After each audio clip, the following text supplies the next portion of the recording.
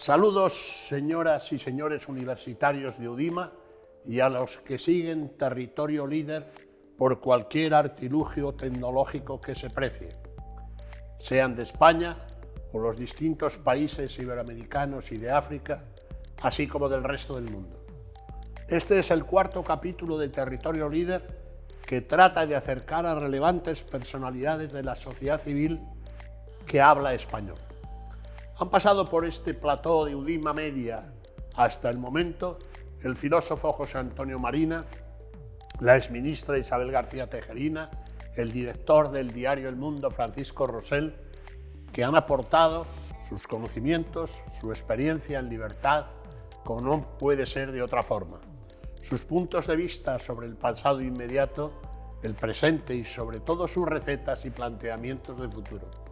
No hace falta que repita que sus comentarios, los suyos, sus críticas y aportaciones en general de la comunidad universitaria son para nosotros sumamente bienvenidos. La personalidad que nos visita hoy es uno de los más reputados profesionales de la milicia en el mundo libre, y este es su perfil básico.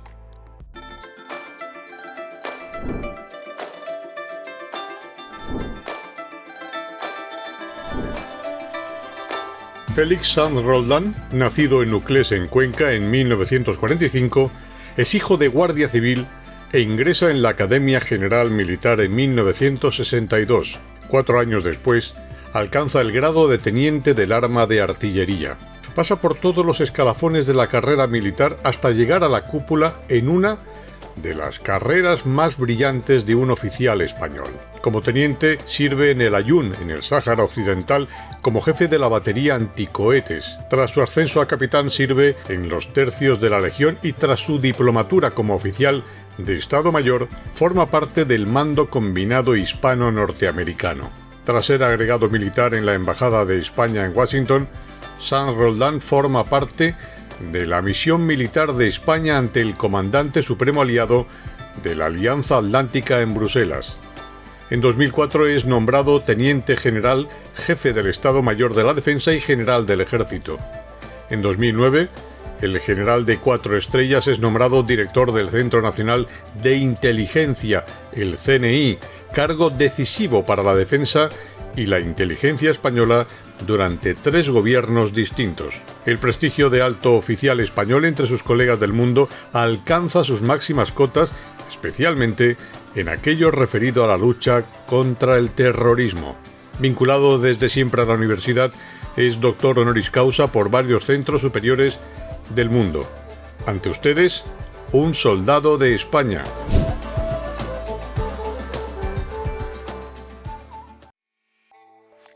Buenos días, general, ¿cómo está? Muy bien, buenos días. Me alegro de verte de Bienvenido nuevo. a esta casa de 12.000 a 15.000 estudiantes de habla hispana en todo el mundo. Es un placer tenerle con nosotros. Ha cambiado mucho el mundo desde que usted ingresó en la Academia General Militar, ¿no? Pues muchísimo. Yo ingresé en el año 1962. Tampoco yo tenía capacidad de análisis en el año 62 para ver cómo era el mundo entonces, pero sí me basaba en cosas muy simples, como por ejemplo pues, la diferencia entre la OTAN y el Pacto de Varsovia, o incluso nuestra capacidad limitada de salir al exterior. Claro, ahora todo eso es absolutamente diferente. Ahora el mundo es multipolar. Acabamos de ver unos ejemplos después de la llegada del presidente Biden a los Estados Unidos que son absolutamente evidentes de esta multipolaridad. Se acabaron esos 2 mundos que eran la OTAN y el Pacto de Varsovia. Los retos a nuestra seguridad ahora son multifacéticos. Antes creíamos que solo el daño nos podía venir a través de un conflicto bélico terrible, de proporciones tan terribles que incluso la estrategia llegó a llamarse MAD, que significa loco en inglés, que era destrucción mutua y asegurada. En fin, nada de esto es el mundo de hoy. Tenemos más retos, desde luego.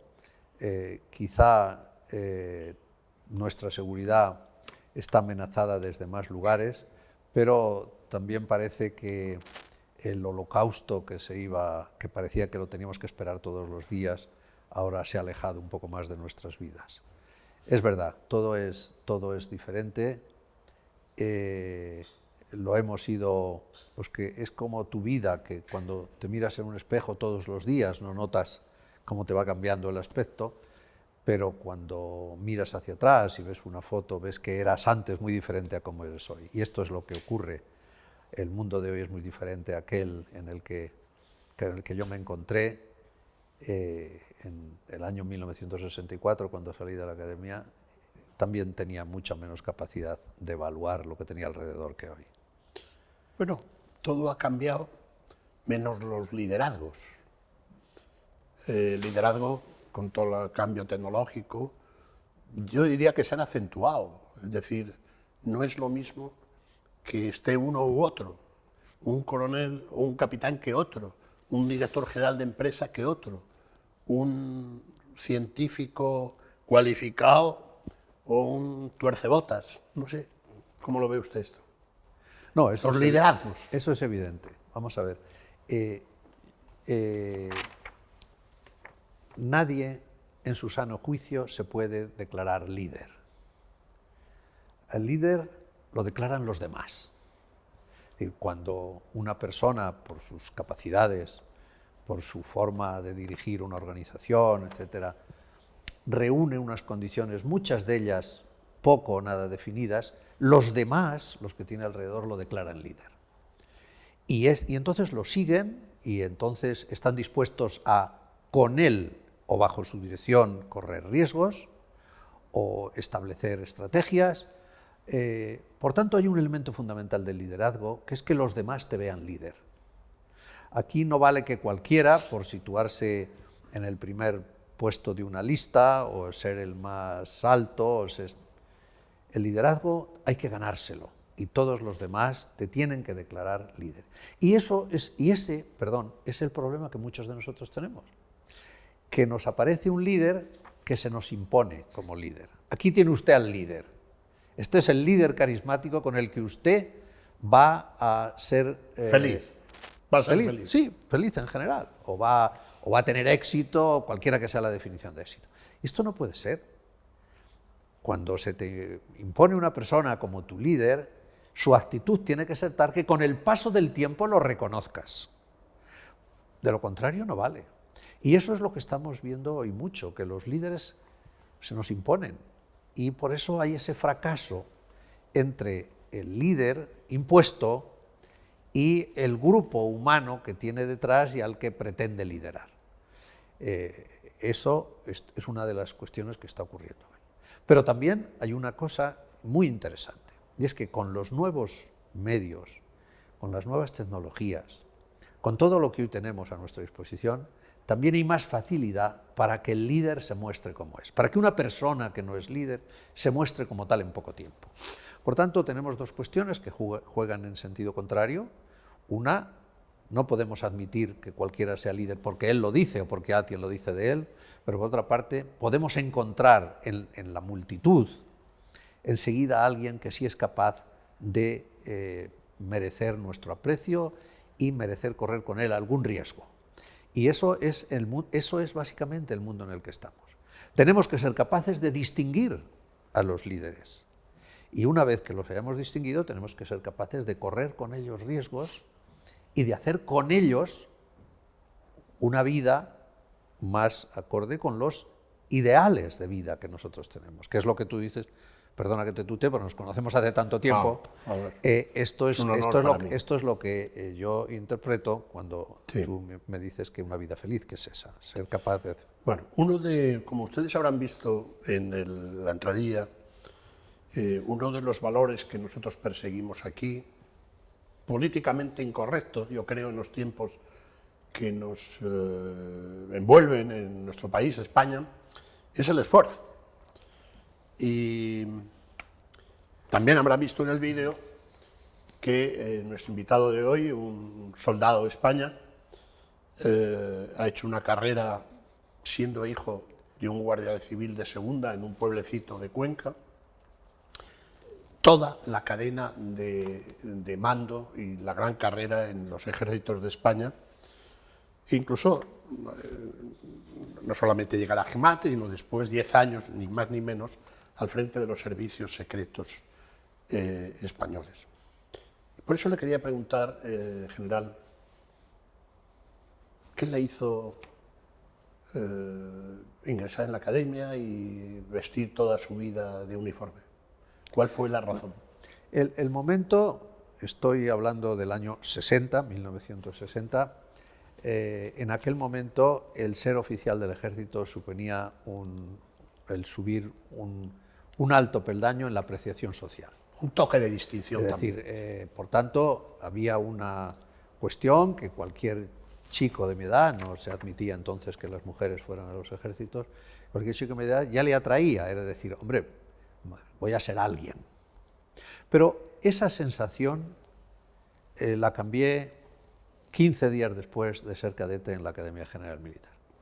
Porque me di cuenta que lo que distinguía al militar no era el ser alguien, el que le vieran, en aquella época se iba a todos los sitios de uniforme, él se le distinguía. Lo que distinguía al militar era el servicio, era saber que estabas allí para hacer algo noble y digno y del que el beneficio lo iban a recoger los demás. Y eso se explicaba muy bien en Zaragoza desde el principio.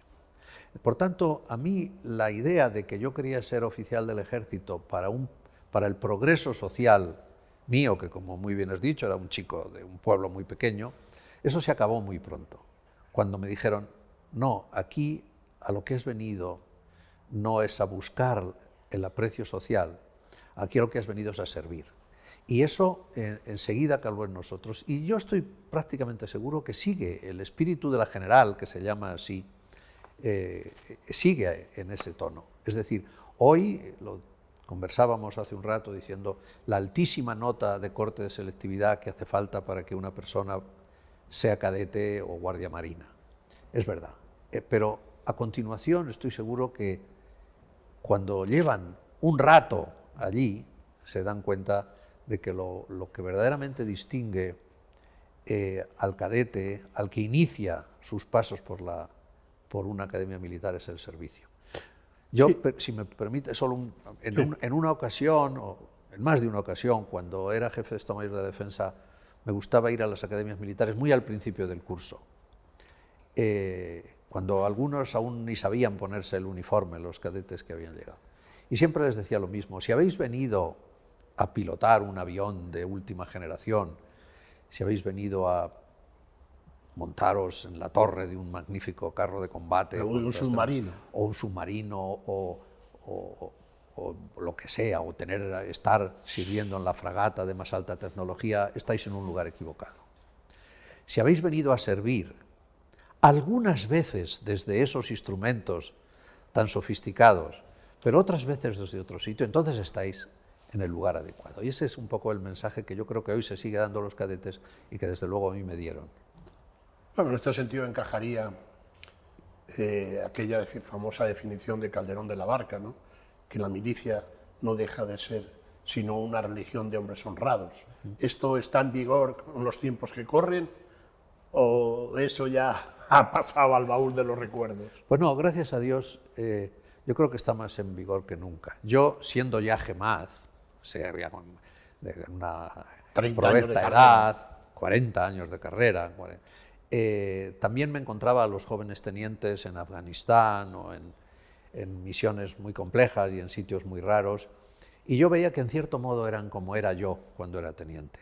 Es decir, eran gente que vivían en la abnegación, que es negarse a sí mismo. Ellos lo que hacen no es para ellos, como las abejas de Virgilio, y lo más importante era que estaban convencidos de que habían venido aquí a hacer algo por los demás.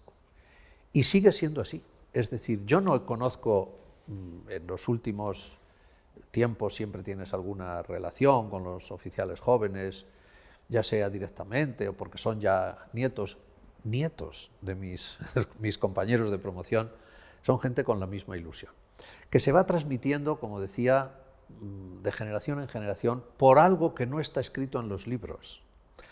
lo que se aprende en la Academia General de Zaragoza no está escrito en un libro de trigonometría o de trigonometría esférica, rezuman aquellas paredes por las que han pasado muchas promociones, todas vestidas de la misma manera y todas investidas del mismo espíritu que es el servicio.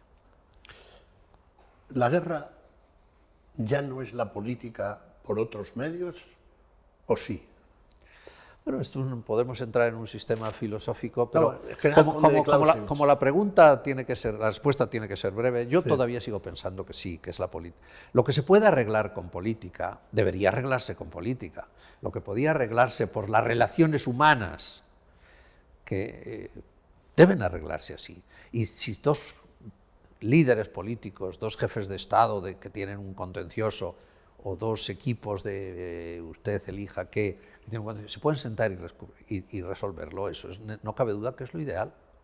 Lo que sí ha cambiado ahora es que ahora las formas de agresión son más sutiles y hay veces que no sabemos si eso es guerra o no lo es. Es decir, cuando una nación invierte un gran potencial en tener un ejército de hackers, por decirlo de forma gráfica, y con ese ejército de hackers tratar de desestabilizar otro determinado país, entonces ahí estamos en unos límites en los que no sabemos muy bien si es guerra o no, pero de momento lo que se pretende hacer con eso solo tiene un fin, que es o desestabilizar o ganar una situación de preeminencia sobre el otro. ¿Eso es guerra o no? Pues mire, la OTAN ya ha dicho que sí es guerra y ha acuñado un término que se llama guerra híbrida, en el que al uso tradicional de la fuerza se unen otros usos de la fuerza.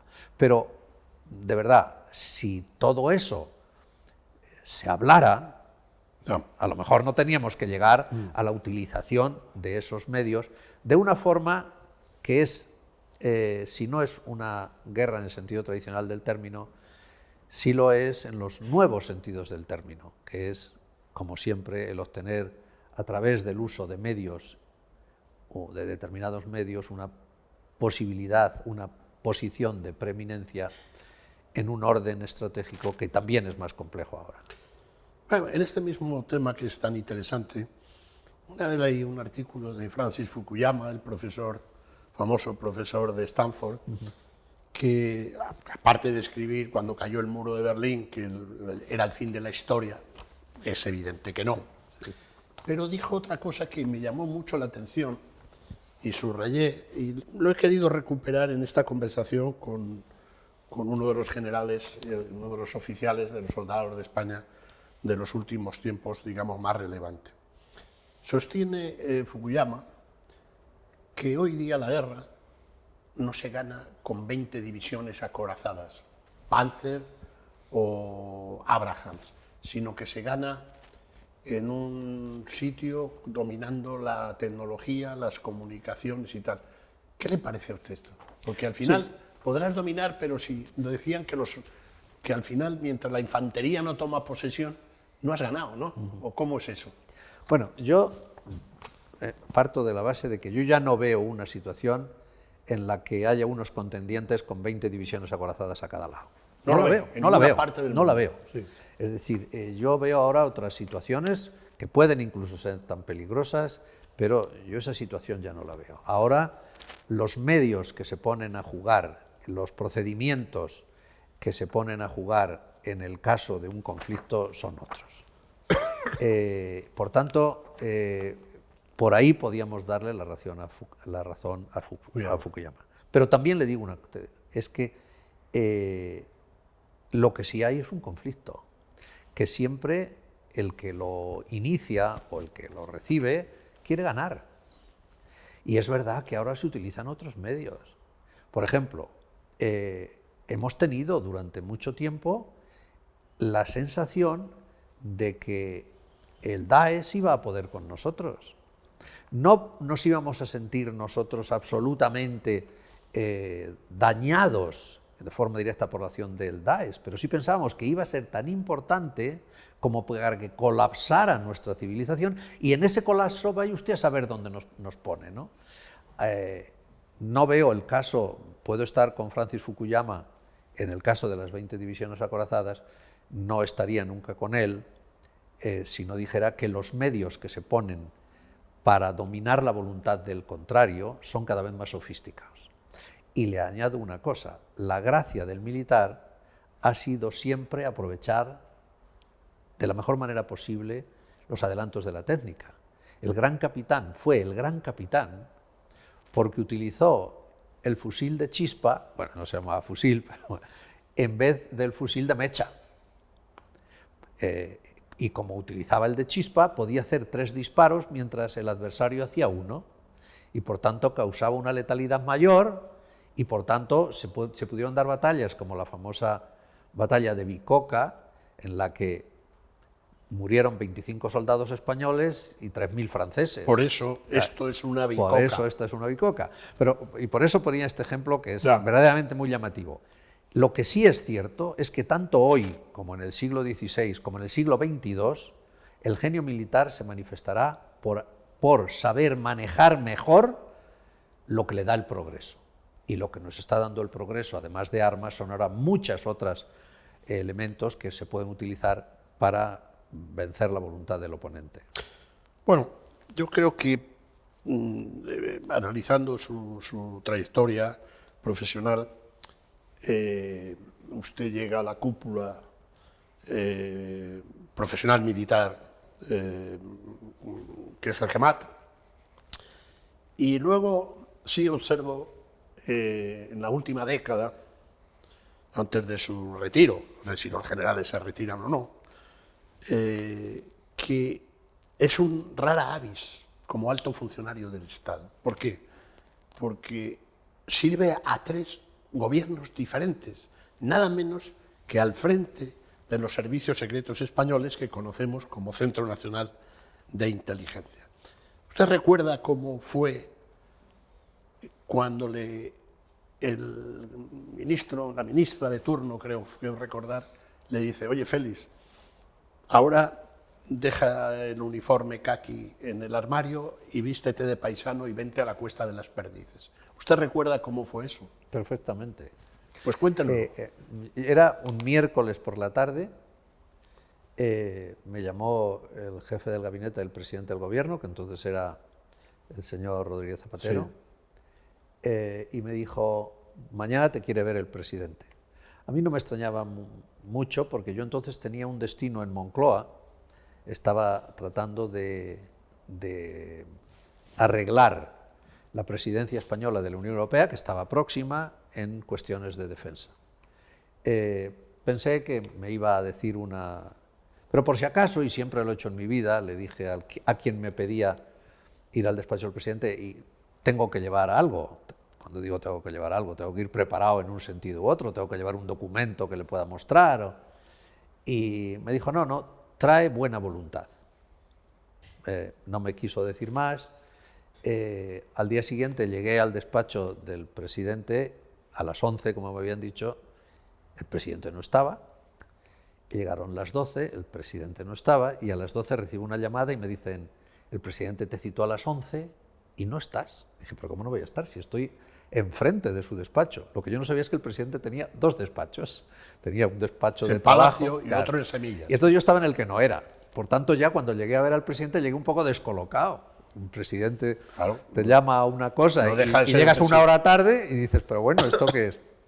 Entonces, su forma de ser, casi todos conocen la forma de ser el presidente Zapatero, que era muy afable, me dijo que me ofrecía ser el director del Centro Nacional de Inteligencia. Yo inmediatamente le dije sí.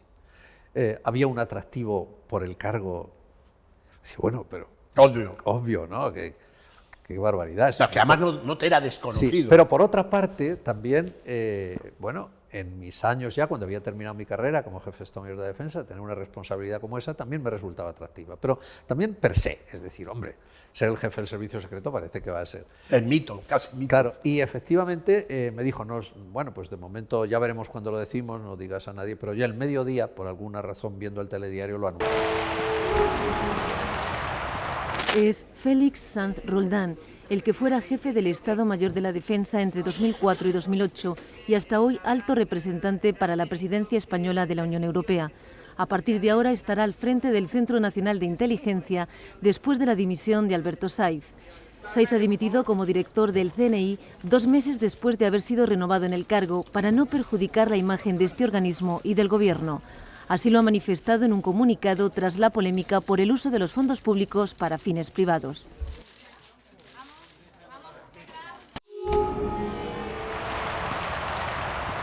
Y bueno, pues ya desde entonces hasta que terminé fue una experiencia interesantísima, que volvería a repetir.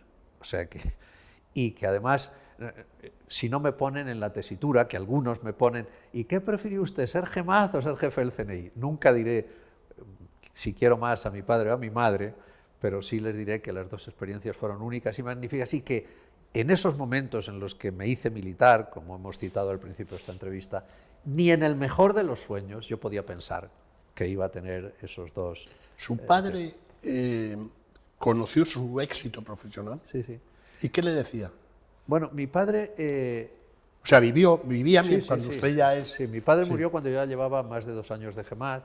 En la toma de posesión de GEMAZ estuvo como una persona más y bueno, era y con su completo juicio, quiero decir que no es que estuviera allí de florero, ¿no? Él tenía, me seguía la conversación perfectamente hasta 3 días antes de fallecer. Pero es una cosa muy curiosa, es una anécdota que nunca he contado, para que veas que los guardias civiles nunca dejan de ser guardias civiles.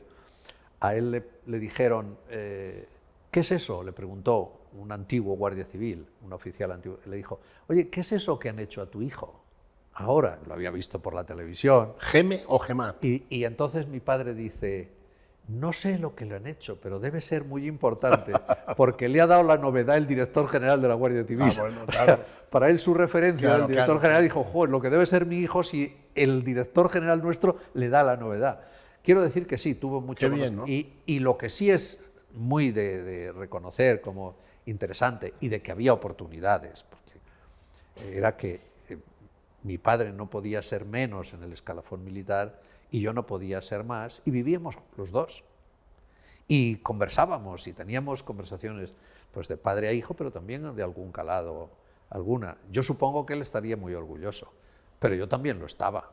Es decir, que el haber podido alcanzar ese empleo con el origen que tenía, pues no cabe duda que era como justificaba una vida y justificaba también, como hemos empezado, todos los esfuerzos, que sin duda son muchos, que hay que hacer hasta llegar ahí.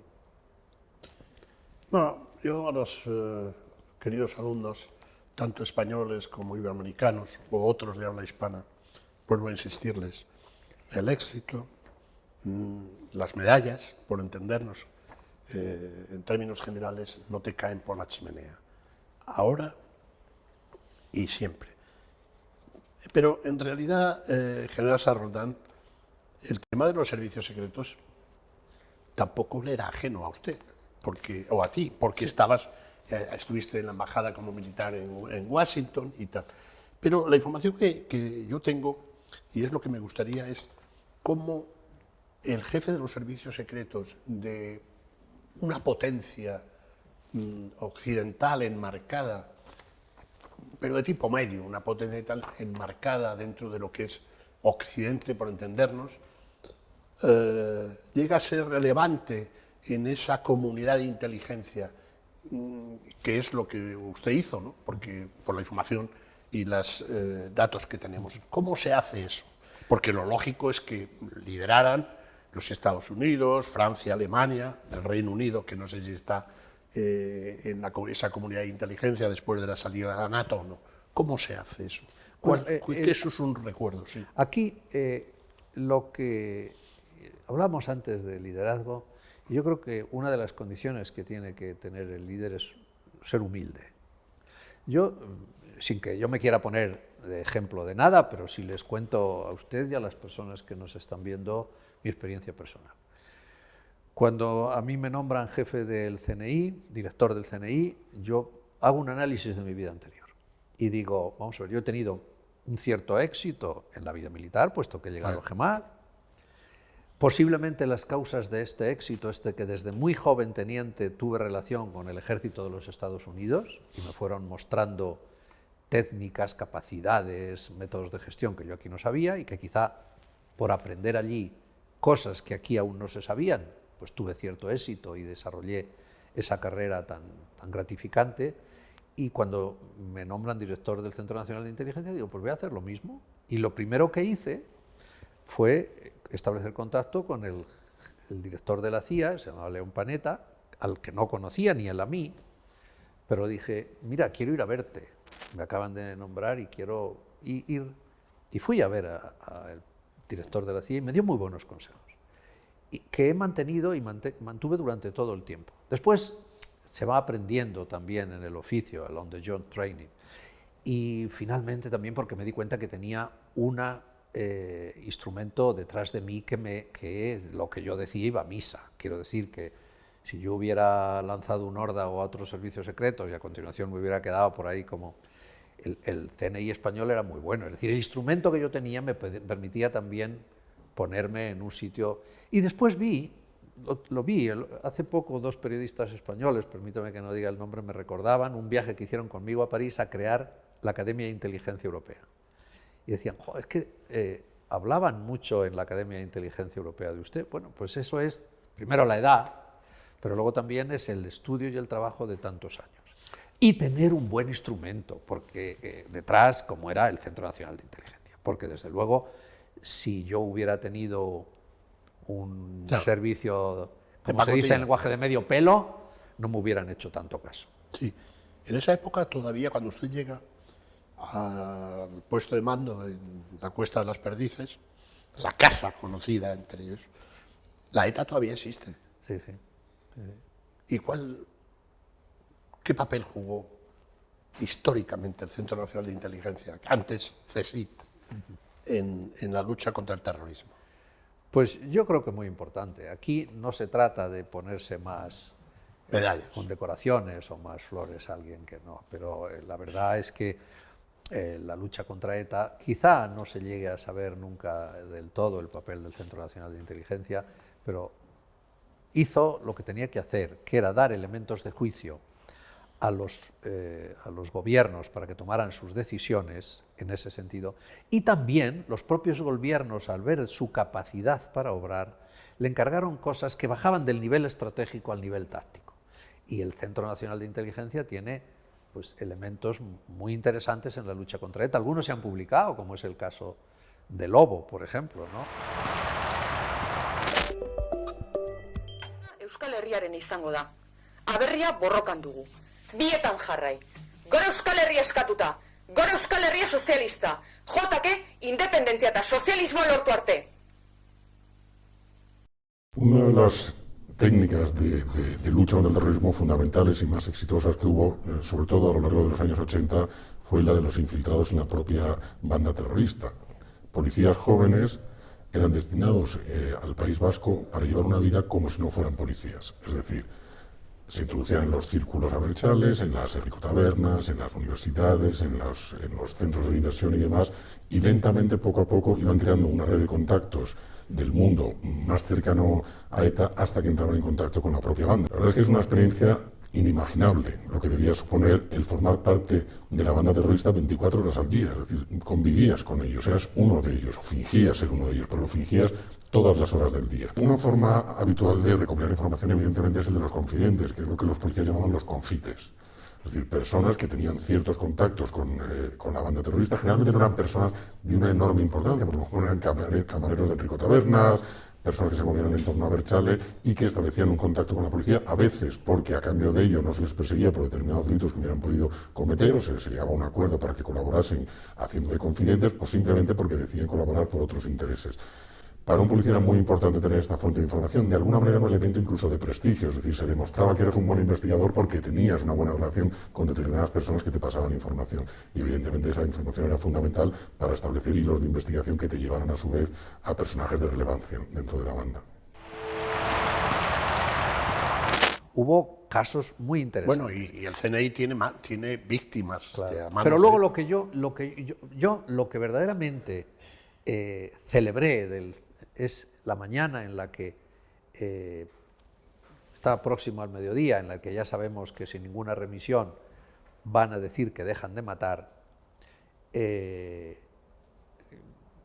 ya no tengo ni la menor duda, le informo al presidente del gobierno y a su majestad el rey. No sé si verdaderamente se lo dije a su majestad el rey porque me lo dijo el presidente del gobierno, pero el hecho es que yo recuerdo aquella mañana que se lo dije a los dos, y a continuación la reflexión fue la siguiente. Por esta mesa en la que yo estoy sentado han pasado varios directores del CNI. Algunos, mientras estaban aquí sentados, tuvieron que soportar la muerte de 100 españoles en un año.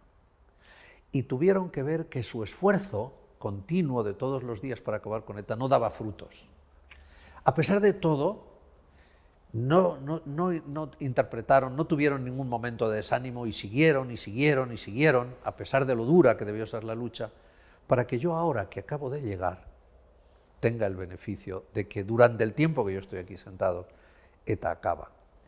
Es la reflexión que me hice. Hoy acaba ETA por el trabajo de todos los que me han precedido desde hace 50 años, y a mí lo único que me ha ocurrido, como hombre de suerte que soy, es que en estos momentos en los que yo estoy sentado aquí acaba. Pero ha sido el trabajo de mucha gente y durante muchos años y con mucho esfuerzo. Bueno, sabe usted, general, que ese viejo dicho, no sé si de Patton o de Sherman o de alguno de estos, que era que quien desembarca en Normandía no desfila bajo el arco de triunfo, ¿no? Bueno, esto, digamos, es así. Quería hacer un cambio ahora muy rápido. ¿En qué punto de la historia de España cree usted que se encuentra la sociedad española actual desde la perspectiva de un viejo soldado, que no es lo mismo que un soldado viejo? Bueno, ¿Cómo cree usted, cómo define usted, que es un lector de la gran historia de España, que la tiene, no como creen? España es un gran país y ha sido, como diría uno de nuestros alumnos, la leche. ¿Usted cómo cree que estamos ahora? Bueno, yo creo que en este momento, si a mí me pidieran una acción, porque a los estrategas les piden acciones que se concretan en planes de operaciones, yo creo que España tiene que seguir explicando, y si cabe con más fuerza que durante la pasada historia, lo que es. En España hay unas capacidades, cuando se ha viajado mucho por ahí, magníficas. En España hay ilusión, en España hay espíritu de trabajo. Es mentira absolutamente que trabajamos poco, trabajamos muchísimo y lo que se nos pide. Tenemos que ser capaces de admitir nuestra historia entera. Pero ¿desde cuándo? Me asumo un poco a las tesis, podría matizar alguna, de la señora Roca Barea, pero ¿desde cuándo nos vamos a avergonzar de la historia? Si hemos sido el imperio más grande del mundo, hemos dado a más de la mitad del mundo la lengua en la que habla, la religión, la cultura. Seguimos generando empatías con todos los pueblos de la tierra. Es muy difícil que España mire por encima del hombro a nadie, el español. Yo he viajado mucho y veo que es... Me acuerdo en Afganistán, un día, perdónenme que me vaya un poco a mi vida de nuevo, un día un perro muy grandón mordió a un bebé, una niña casi recién nacida, le metió su cabeza prácticamente en la boca y le causó posiblemente muchos daños. El padre, cuando consiguió sacar a su hija de aquella situación, le dijo a su hermano, vete a buscar a unos soldados que llevan en las antenas de los coches una tela roja y amarilla y diles que vengan, que tu hermana tiene este problema. No dijo busca un soldado de los que había por Afganistán. Que llevan esa tela. Los que llevan en la antena una tela que es roja y amarilla, porque esos son con los que generaban empatía, porque esos son los que llegaron allí, llegarían otros también, no digo que no, pero los que llegaron allí no a conquistar aquel territorio y hacer lo que marcara un estricto plan de operaciones, sino que llegaron a ayudar. Pues todos esos valores que tiene España, debemos, de nuevo, los españoles debemos de ponerlos y no estar al menos de acuerdo con cualquiera que dice que nuestra historia es una historia terrible, que hemos sido seres malvados, que no, es mentira. Y por tanto, si a mí en este momento se me pidiera hacer algo, reivindicaría nuestra historia y trataría de convencer a los demás de la grandeza que hay en nosotros y, por tanto, de la grandeza que nos puede esperar en el futuro.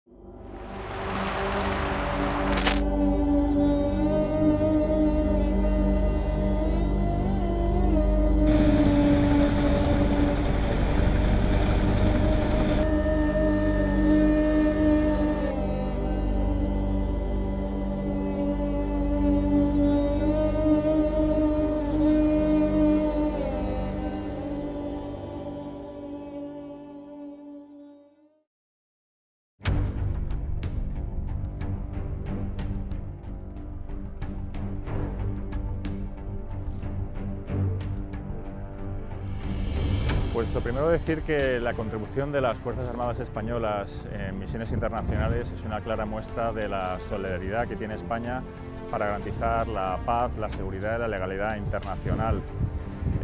Recordemos que no solamente sirve para eso, sino también para poder mostrar nuestra, como digo, solidaridad para poder estabilizar países que sufren. Es importante reseñar que la seguridad no se construye solamente en el interior de nuestras fronteras, sino que empieza más allá, empieza muy lejos, en aquellos países en los que pueden estar involucrada parte de los intereses españoles más allá de nuestras fronteras.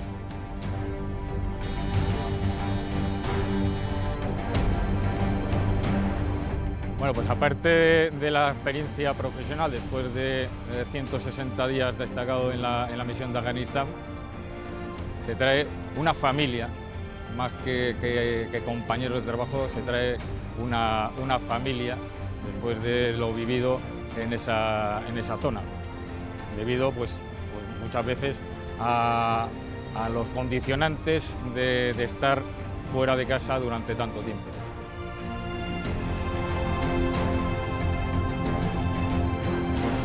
Como soldado profesional es una misión, mi misión, la he hecho otras, pero desde luego la misión de Afganistán por muchos motivos ha sido tal vez la que me ha marcado y es la para la que uno se ha preparado durante años. Yo ya cuando fui ya llevaba unos cuantos años de servicio y toda mi preparación y toda mi mentalidad era para llegar a un momento como el que me vi en Afganistán en algunos momentos. Y luego, por supuesto, con los compañeros, que fue toda una experiencia para bien en todos los sentidos. Yo en América lo hice mucho, hablaba mucho todo el que quería escucharme cuando era agregado militar allí, incluso después de GEMAD, hice un recorrido por algunas escuelas del ejército de los Estados Unidos y siempre le decía lo mismo, nosotros hemos sido lo que hemos sido con luces y sombras, pero ¿nos van a negar ustedes que tenemos muchas más luces? Y a continuación decirle, ¿y somos malos aliados? Somos magníficos aliados, somos aliados en los que confiar, estamos dispuestos a ser solidarios con los que... Pues ese es el español que tenemos que ser capaces de decir a los demás que somos. Bueno, no me resisto en darles, que además es muy reciente, porque sucedió ayer en una de las cámaras en la Asamblea de Madrid, donde un senegalés, español ya, que es diputado, hizo un alegato terrible contra el legado español, ¿no? Y fue contestado diciendo, pues si somos tan malos, no sé cómo está usted entre nosotros, que lo hemos acogido con gran entusiasmo. Y además había un dato que quizá el mejor hispanista norteamericano dice, la herencia española fue tan mala y tan perversa que actualmente en todo el continente iberoamericano, del norte, centro y tal, el 45% de los actuales son hijos de indígenas. Y en origen, donde estuvo el legado español. Y solo el 1% de los que fueron anglosajones, solo el 1% son descendientes de indígenas. Digamos que no hay más preguntas, señoría, al respecto. Quería preguntarle, general Sanz Roldán, por el rey Juan Carlos. Y con esto terminamos. ¿Cree que en esa idiosincrasia tan española, al menos en primera instancia, ser tan injustos, se ha sido. Mira, yo en esto y con la confianza que tenemos, yo de don Juan Carlos no hablo ni con mi mejor amigo. Por tanto, tenéis que disculparme que ese asunto no lo trate. No, tampoco es que sea... Primero porque podría cometer muchos errores. Es decir, que yo tampoco es que sea el guardián de sus secretos. De las esencias. Pero es que de lo poco que sé, prefiero... Se lo voy a decir, se lo voy a preguntar de otra manera, para no caer y tal. ¿La historia le será más benévola de lo que algunos son con él en la actualidad? Como eso es un pensamiento que usted me pide y que una reflexión, yo creo que efectivamente cuando se escriba la gran historia del reinado de don Juan Carlos y se mire desde atrás, veremos muchos matices de grandeza. También como en cualquier otra cosa se podrán ver otros matices, pero se verá sus matices de grandeza. Y, en fin, ¿volvería a ser soldado con todo lo que...? Sí, sí, sin duda. Creo que, lo he dicho alguna vez, unas en broma y otras no tan en broma. El mejor negocio que hice en mi vida fue gastarme 5 pesetas en una póliza. No sé, los jóvenes no saben lo que es eso, pero antes, cuando había que rellenar un papel para pedir al Estado cualquier acción, había que ir a un estanco y comprar una cosita que valía 5 pesetas, era como un sello y se ponía en el papel que le pedías al Estado. Era tu forma de pagar al Estado por la acción que iba a desarrollar en tu beneficio. Bueno, pues yo, el mejor negocio que hice en mi vida fue comprar esa póliza de 5 pesetas para ponerlo en la instancia en la que solicité ingreso en la Academia General Militar. Finalmente, dele 2 consejos a los universitarios, no solo españoles, sino iberoamericanos y la gente que nos ve desde el norte de África. 2 consejos de vida, como se decía antes. Bueno, yo el principal es que ellos han elegido una vida que va por el camino de las matemáticas o de las ciencias o de la literatura o del periodismo. Lo primero que tienen que hacer es ser conscientes desde el primer momento que con esfuerzo, naturalmente, van a alcanzar responsabilidades muy altas precisamente en esos campos que han elegido. O pueden alcanzar. Potencialmente pueden llegar un estudiante de periodismo a ser director de un periódico, un estudiante de medicina a ser el premio Nobel de... Todo eso es posible. Eso hay que considerarlo desde el momento en que se empieza la carrera. ¿Por qué? Porque tienen que ir añadiendo a los pasos que van dando la responsabilidad que corresponde para poder en algún momento administrar el éxito.